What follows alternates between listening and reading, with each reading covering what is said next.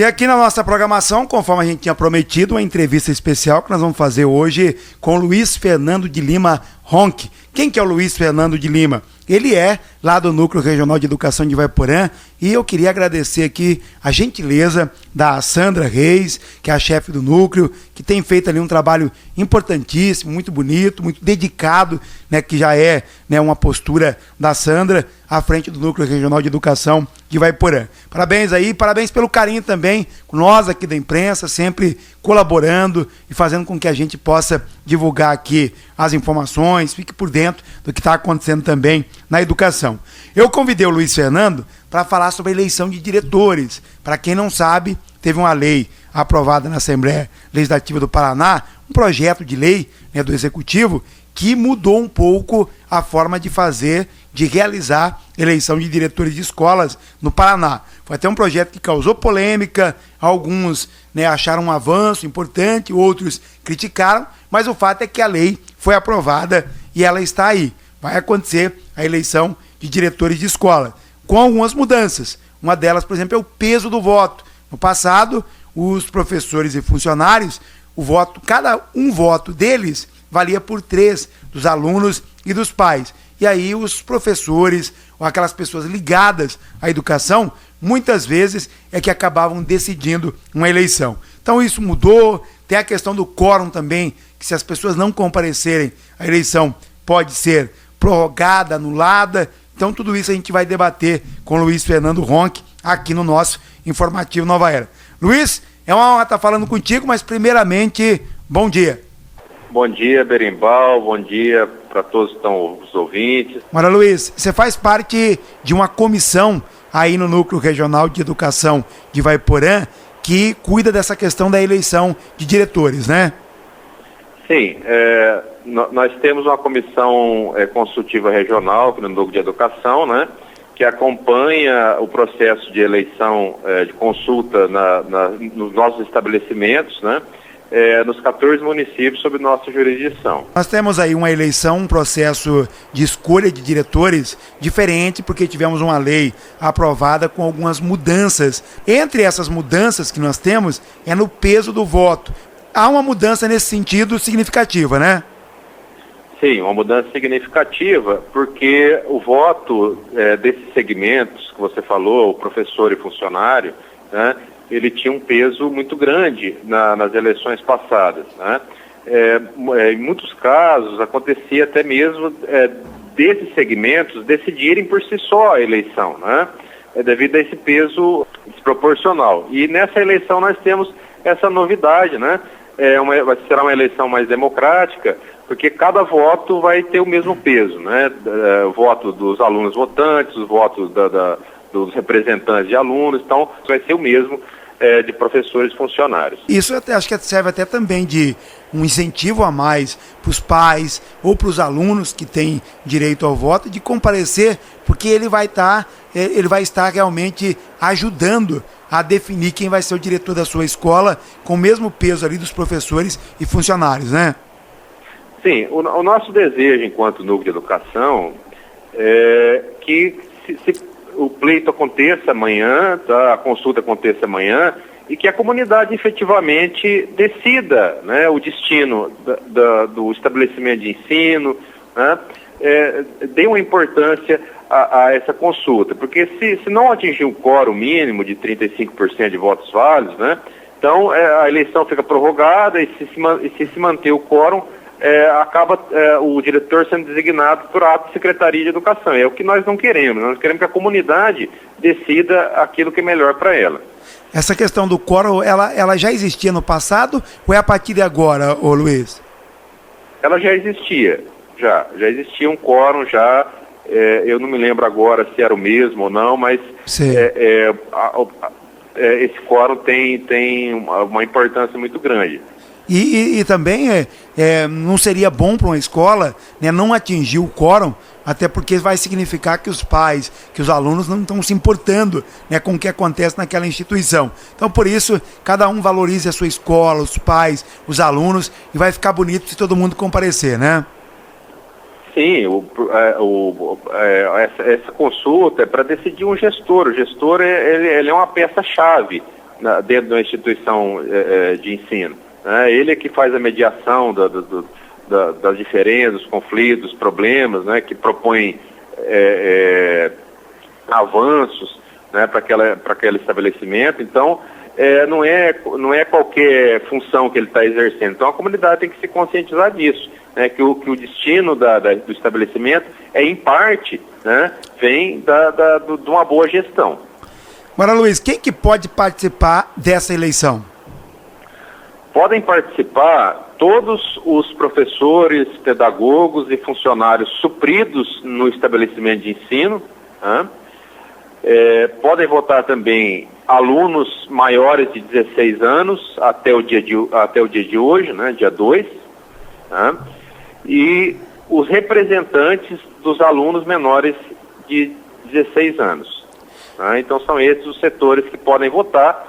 Não vai ter urna separada, né? A urna vai ser a mesma, e até gostaria de alertar isso, né? Para que as instituições não separem essas urnas, porque o interessante é colocar tudo todos os votos na mesma urna. Um detalhe aqui, Luiz, que até uma pessoa ligou aqui pedindo para a gente tirar dúvida. Se o aluno ele tem mais de 16 anos, significa que ele pode votar.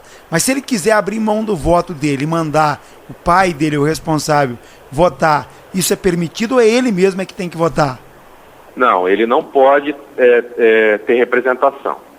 A não ser que ele tenha um irmão menor naquele estabelecimento, daí o representante vota pelo irmão menor, mas pelo aluno não pode votar, tá? Tem que ser ele mesmo, maior de 16 anos. E esse é um detalhe também, que se tem dois irmãos acima de 16 anos, os dois podem votar ou é um voto só por família, ô Luiz? Não, aí podem votar os dois. Os dois são votos válidos, né? No caso, seria um exemplo que eu posso te dar, se um fosse um for maior e o outro for menor, sei, aí tem o voto do aluno de 16 anos e tem o voto da família. Se os dois forem menores de 16 anos, aí é um voto somente. O representante vota pelos dois. Ok. O horário da votação, em todos os municípios vai ser o mesmo horário, Luiz? Sim, todos os municípios, a votação, a consulta começa às 8 da manhã e se encerra às 10 da noite. A exceção que nós temos são nas chamadas APEDs, né? Que é da educação de jovens e adultos, né? Algumas escolas têm essas APEDs. A votação nas APEDs ocorrerá no horário de funcionamento das aulas, no horário das aulas. Exato. Tá? Então, se a aula da APED começa às 7 horas, 7h30 e termina às 9h30, o período de votação será esse. Agora, Luiz, eu entrevistei aqui alguns diretores de escola e eles falaram aqui sobre uma regra que é depois de 2 anos que o professor tiver como diretor daquela escola, uma comissão que vai avaliar, porque ele teve o período de campanha, ele fez um plano de governo, para saber se ele está cumprindo aquele plano de governo. Isso é importante porque exige do diretor ou do professor que se candidatou que ele faça um plano de governo que realmente seja possível de ser cumprido e não para iludir a comunidade escolar, né? Sim, não só isso, Berimbau. Essa legislação ela foi bem inovadora, porque o mandato será efetuado por um período de 4 anos, né? Mas ao completar 2 anos, o candidato eleito, né, ele tem que apresentar um relatório sobre o plano de ação que ele propôs, porque ele já propôs, antes de se candidatar, ele já propôs, né, ações, né, e essas ações vão ser avaliadas. Ele vai ter que apresentar um relatório com essas informações ao conselho escolar, né, que é um órgão importante dentro uma instância colegiada importante, né, dentro do estabelecimento, e o conselho escolar tem que aprovar pelo menos por 2/3 dos integrantes, né, tem que ou pedir a adequação, né, ou indicar o não prosseguimento da gestão. E também uma outra coisa muito importante é que ao completar 2 anos, o diretor tem que comprovar que não existe prestação de conta da instituição de ensino em atraso ou reprovada. Então isso também é uma outra coisa bem importante, né? Então isso obriga os gestores a ter uma atenção muito grande na prestação de contas, né, da instituição de ensino. Luiz, eu queria agradecer a sua participação aqui, ela é muito importante aí, porque nós estamos, né, nesse processo de eleição de diretores em municípios aqui da região, de todo o Paraná, e com algumas mudanças, então é importante a sua participação. Queria agradecer, parabenizar aí o Núcleo Regional de Educação de Ivaiporã pelo trabalho que tem realizado, mas antes de encerrar aqui, eu quero deixar à disposição, se o Núcleo aí tiver mais alguma orientação, mais algum recado para aqueles que vão participar desse processo, fica à disposição, Luiz. Ok. Eu acho que é importante frisar que o núcleo aqui, eu falo em nome da nossa chefe, professora Sandra Reis, que o núcleo não se interessa por uma chapa ou outra, né? Nós estamos mantendo uma atitude de imparcialidade, né? Nós queremos que a eleição ocorra dentro da legalidade, seja uma eleição tranquila, né?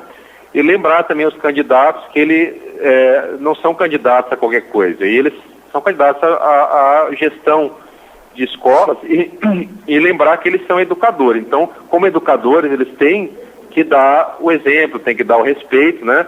Então, acalmar os ânimos, né? Fazer uma eleição digna de educadores mesmo. Ô Luiz, até só antes de você finalizar aqui, nos municípios que tem chapa única, que não há concorrência, também tem essa obrigação do quórum, né? Sim, tem a obrigação do quórum. Se não houver o quórum, aí quem decide, né, terá uma prorrogação, mas daí geralmente acaba sendo a ato da Secretaria de Educação. Então, há essa exigência também para candidato chapa única. Tá bom, Luiz, obrigado pela sua participação aqui, e precisando aí de fazer qualquer comunicado, seja sobre a eleição de diretores ou qualquer outra informação aí do Núcleo Regional de Educação de Ivaiporã, a gente está à disposição, tá bom? Tá ok, eu agradeço vocês aí pela oportunidade de divulgar esse processo de consulta, tá? E agradeço você pessoalmente pelo seu contato aqui com a gente.